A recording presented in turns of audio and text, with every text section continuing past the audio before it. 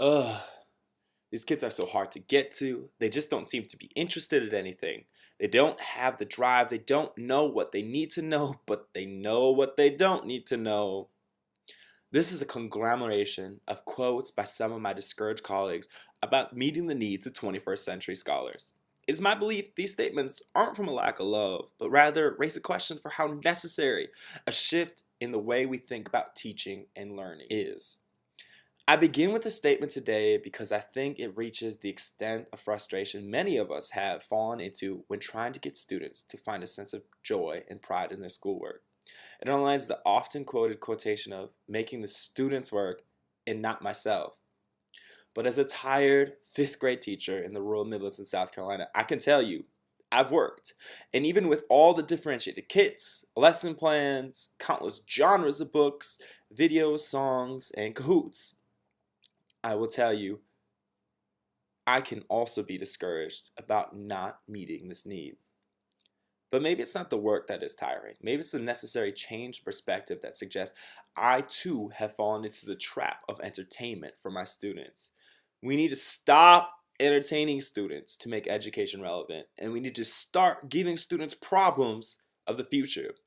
Because believe it or not, or rather whether we want to believe it at times or not, students, our students, the ones we are up half the night wondering if they've read their 20 minutes, or enjoyed the lesson we had today on minors in the West, or remembered to use their comma, quotation mark, and capital letter when punctuating dialogue. Our students will be the ones to solve all our problems of the future. Saying not entertaining is not saying, of course, that there needs to be the removal of tools and strategies that make school pleasant for our students, nor does it suggest the need to end the ways of assessment that make it easier for us teachers to make swift judgments in our craft. Rather, today, I'm asking us to consider engagement with our students being not simply what they have fun doing, but rather with investing them into the idea that they are the brains of the future, and the future is today. This statement is based upon a simple assumption I think we all believe in some capacity being educators.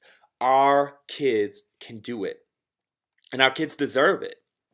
You'll be so surprised how much more invested students become when they are empowered instead of entertained. Considering today's wide-ranging effects of treacherous political landscapes, continued racialized inequity of peoples living inside our borders of the United States, the presence of climate change and its growing dangers, it is not simply an ambition that should be drive curriculum and instruction, rather a dire need in which this focus needs to shift towards bringing students relevant educational experiences. Admittedly, I too can only move my plans based upon the guidelines and school expectations to a certain extent. However, I feel the following guidelines will help bring a better way for your kids to become advocates of the future. The first point is to let them lead. You will be amazed at how much students want to do in their learning experiences.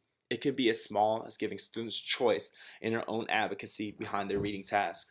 Allowing students the choice and deliberation of taking roles gives them an experience of not only standards-based learning, but an important civic and leadership duties that they will use well into their future. Did I mention that communication continues to be at the top of the World Economic Forum's characteristic for 21st century learners? Students need more experiences in communicative leadership. How can we provide this today? Yes, my name is and I want to tell you about the fifth grade class running their campaign to end bullying. With this campaign, you can check out our research on ending bullying here at Bethune-Bowman Elementary School. Today's anti-bullying tip is whether you are a boy or a girl, old or young, big or small, bullying makes you feel rubbish, and it's okay to be upset about it. The important thing is that you tell someone about it. The second step is giving them the problem. If we want our students to be prepared for the problems of the world, we need to give them the problems to solve. One way I tried to get the students to tackle a relevant problem was through our anti-bullying unit. Through these days of learning, Students were able to tackle some of the issues and understand to a greater depth their role in the movement. In addressing the issues, standards-based learning became ingrained in the products of our reading, our listening, our writing, and our speaking. Because we put the power in the students' hands, students were able to understand their value in making changes in their own life. This step is crucial for providing our students with the keys of transforming the communities we serve. The third step to think about is the scaffold for all thinkers. I know this is one thing all of us as educators think of when we consider all of our instructional design, but the importance of reiterating time and time remains the same because these thoughts continue to be the most important.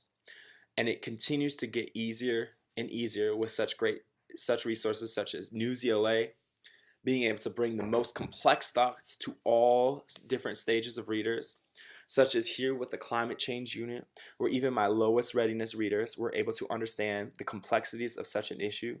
You never know what ingenious thoughts lie within the softest voices in the room.